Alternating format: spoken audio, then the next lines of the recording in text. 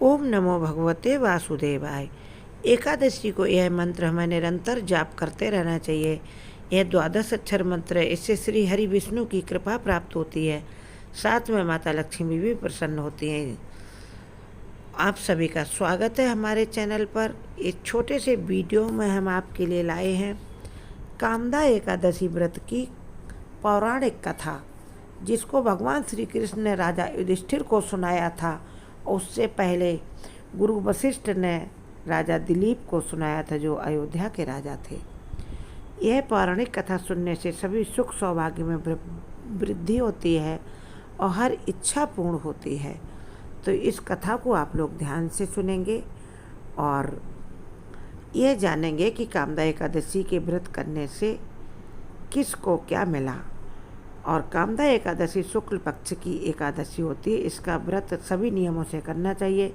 अन्य व्रत के नियम देखिएगा, वीडियो जरूर देखें, सब्सक्राइब करें चैनल। हम आपको सुनाएंगे कामदा एकादशी व्रत की कथा।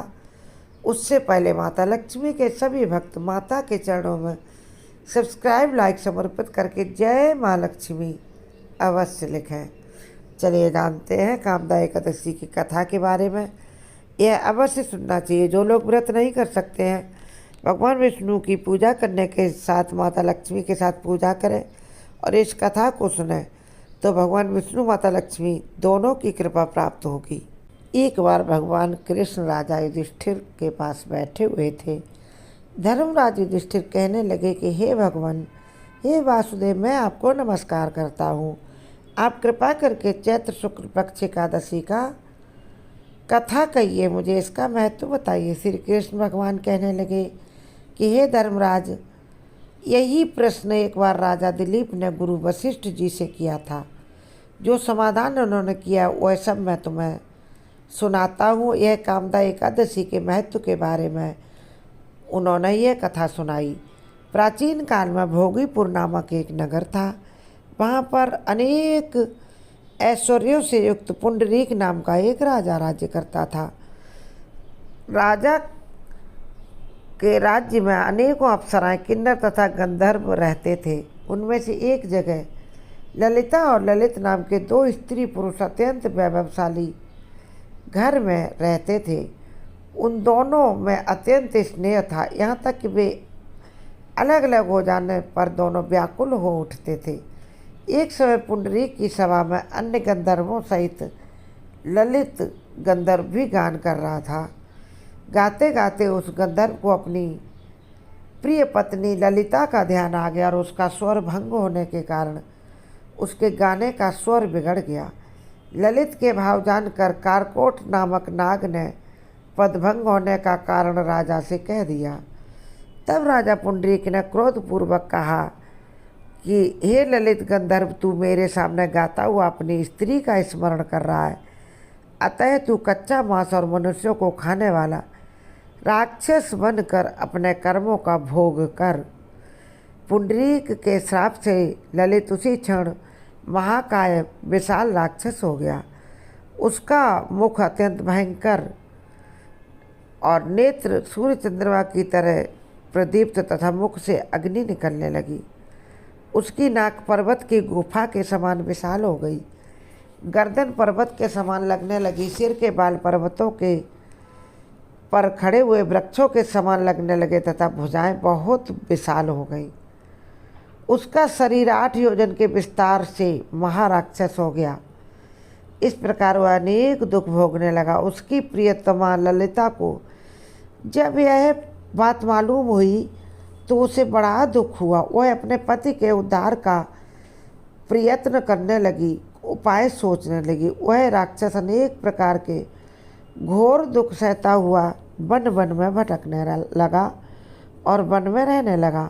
उसकी स्त्री उसके पीछे पीछे जाती और विलाप करती रहती। एक बार ललिता अपने पति के पीछे पीछे घूमती घूमती विंध्याचल पर्वत पर पहुंच गई, जहाँ माता विंध्यवासिनी निवास करती हैं। वहाँ ऋषि श्रृंगी का आश्रम था। ललिता श्रृंगी आश्रम के गई और वहाँ जाकर बड़े विनम्र स्वर से ऋषि श्रृंगी से प्रार्थना करने लगी। उसकी विनम्र प्रार्थना सुनकर ऋषि श्रृंगी बोले कि हे सुभगे तुम कौन हो और यहाँ किस उद्देश्य से आई हो। ललिता बोली, हे मुनि, हे ऋषिवर, मेरा नाम ललिता है। मेरा पति राजा पुंडरीक के श्राप से विशालकाय राक्षस हो गया है। उसका उद्धार कैसे हो? मुझे महान दुख है, उसके उद्धार का कोई उपाय बताइए। ऋषि श्रृंगी बोले, हे गंधर्व कन्या, जब चैत की एकादशी आ जाए, अब वह आने वाली है, जिसका नाम कामदा एकादशी है। इसका व्रत करने से मनुष्य के सभी प्रकार के कार्य सिद्ध होते हैं और सभी मनोरथ पूर्ण होते हैं तथा सभी पाप क्षय हो जाते हैं, नष्ट हो जाते हैं, पापों का नाश हो जाता है। यदि तुम कामदा एकादशी का व्रत करके उसके पुण्य का फल अपने पति ललित को समर्पित कर दोगी तो भगवान विष्णु की कृपा से शीघ्र ही वह राक्षस योनि से मुक्त हो जाएगा और राजा के श्राप से भी अवश्य ही वह मुक्त होकर के राजा का श्राप शांत हो जाएगा।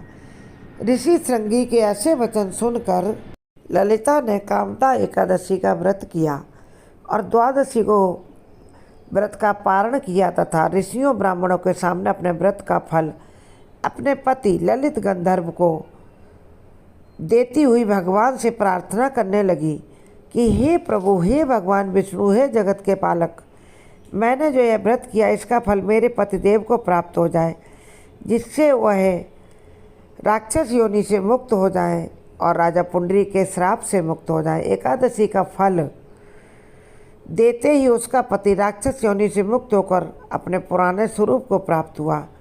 फिर अनेक सुंदर वस्त्राभूषणों से युक्त होकर ललिता के साथ वह विहार करने लगा और फिर ललिता हर एकादशी का व्रत अपने पति के साथ करने लगी, जिससे उन दोनों को लंबे समय तक सुख प्राप्त हुआ और वह संसार के सभी सुख भोगते रहे।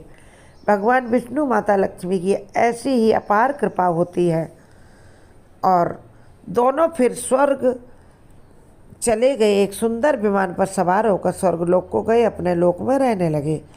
वशिष्ठ मुनि कहने लगे कि हे राजा दिलीप, इस व्रत को विधि पूर्वक करने से सभी पाप नाश हो जाते हैं तथा राक्षस आदि योनि भी छूट जाती है।